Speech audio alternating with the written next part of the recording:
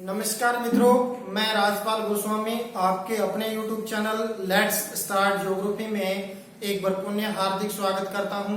तो आज हम 12वीं क्लास का चैप्टर मानव की आर्थिक क्रियाकलाप और उनके प्रकार का विस्तार से अध्ययन करेंगे।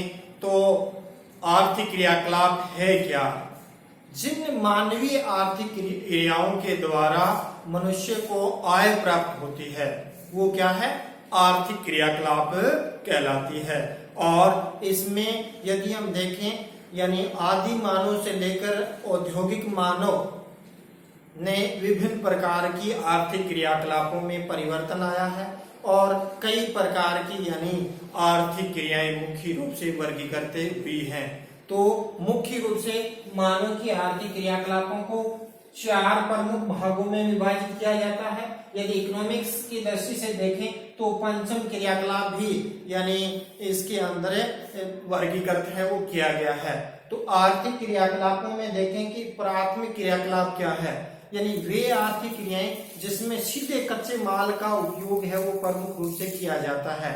तो प्राचीन काल में यानी इस क्रियाकलापों का विशेष जोर था, लेकिन जैसे जैसे तकनीक आई, मनुष्य शिक्षित हुआ, वैसे वैसे इन आर्थिक क्रियाकलापों में कमी आई है। और आज देखें तो विश्व की 5% जनजातियां ही यानी ये आर्थिक क्रियाओं में लगी हुई है। इसके अंदर देखें तो उत्तरी कनाडा है और इधर हम बात करते हैं यूरेशिया वाला क्षेत्र, अमेजन वाला क्षेत्र आ जाता है, ऑस्ट्रेलिया वाला जो कुछ क्षेत्र है जिसमें मुख्य रूप से क्या है यानी आदिम कृषि की जाती है, पशुचारण का क्रिया है या आखेटन की क्रियाएं प्रमुख रूप से की जाती है। तो इसके अंदर प्राथमिक क्रियाओं के अंदर यानी शामिल किया जाता है वनों का संग्रह, शामिल इसके अंदर किया जाता है, आखेट को इसके अंदर शामिल किया जाता है, मत्स्य को इसके अंदर शामिल किया जाता है और पशुचारण को इस क्रिया के अंदर शामिल किया जाता है।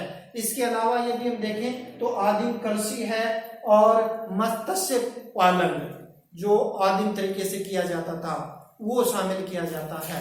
तो इसके अंदर देखें तो इसमें लगे हुए जो श्रमिक हैं वो बिना प्रशिक्षित होते हैं। इन श्रमिकों को कहा जाता है लाल कॉलर श्रमिक के नाम से जाना जाता है।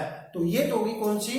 प्राथमिक आर्थिक क्रियाकलाप। इसके बाद हम बात करते हैं द्वितीय क्रियाकलाप यानी वेद क्रियाकलाप, जिसमें कच्चे माल को परिष्कृत परिशोधित करके यानी उसके अंदर गुणवत्ता में सुधार किया जाता है। तो वे क्रियाकलाप द्वितीय क्रियाकलाप कहलाती है।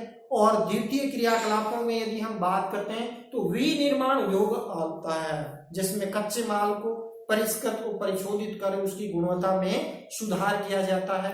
जैसे हम बात करते हैं कपास से सूती वस्त्र बनाए जाते हैं, रेशम से रेशमी वस्त्र बनाए जाते हैं, लोहा से लोह इस्पात बनाया जाता है, विभिन्न प्रकार की वस्तुएं इसके अंदर बनाई जाती है। इसके अलावा यदि हम देखते हैं तो जैसे गन्ने से चीनी बनाने का भी विनिर्माण उद्योग में शामिल किया जाता है। और इस प्रकार की जो क्रियाओं में जो लगे हुए श्रमिक हैं इनको नीली कॉलर वाले श्रमिक के नाम से भी जाना जाता है। इसके बाद आते हैं मित्रों तृतीय क्रियाकलाप। तो तृतीय क्रियाकलापों के अंदर यदि हम बात करते हैं तो इसके अंदर यानी विभिन्न प्रकार की सेवाएं शामिल की जाती है, जिसमें यानी किसी वस्तु का उत्पादन ही होता है।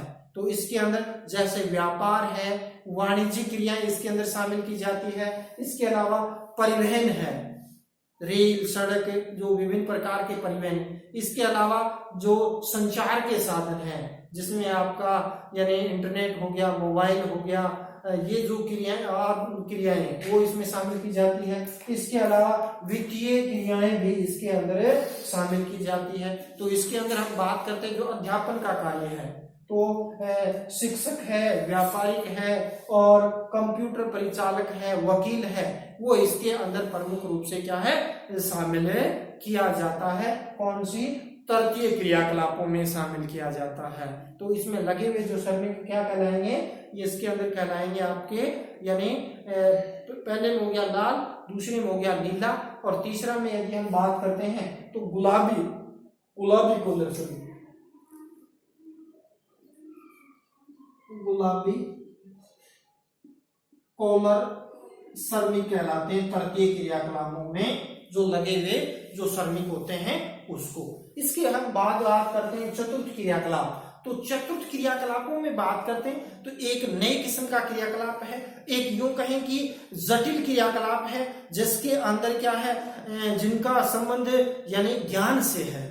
और इसके अंदर यदि हम बात करते हैं जैसे सूचना आधारित है, अनुसंधान आधारित है, विकास आधारित क्रियाकलाप शामिल की जाती है, जिसमें जैसे आपका शिक्षा हो गया, सूचना हो गया, या शोध या विकास के जो कार्य हैं, या यूं कहें जो नेतागिरी है या जो प्रबंधक है, वो इसके अंदर प्रमुख रूप से क्या है, शामिल किया जाता है। और इस कार्य में जो लगे हुए जो श्रमिक होते हैं उसको कहा जाता है सफेद कॉलर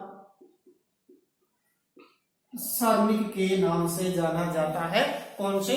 चतुर्थ क्रियाकलापों में लगे हुए जो यानी श्रमिक होते हैं। अब आता है पंचम क्रियाकलाप। तो पंचम क्रियाकलाप के अंदर देखें तो इसके अंदर उच्च श्रेणी के जो क्रियाकलाप हैं उनको प्रमुख रूप से शामिल किया जाता है, जिसमें निर्णय लेने वाले या नीति निर्धारक हैं या परामर्शदाता हैं, जैसे नीति निर्धारक, परामर्शदाता, निर्णयकर्ता, विशेषज्ञ जैसी उच्च स्तरीय सेवाएं हैं वो पंचम क्रियाकलापों में शामिल की जाती है। और इसमें जो लगे हुए जो श्रमिक होते हैं उसको कहा जाता है सवर्ण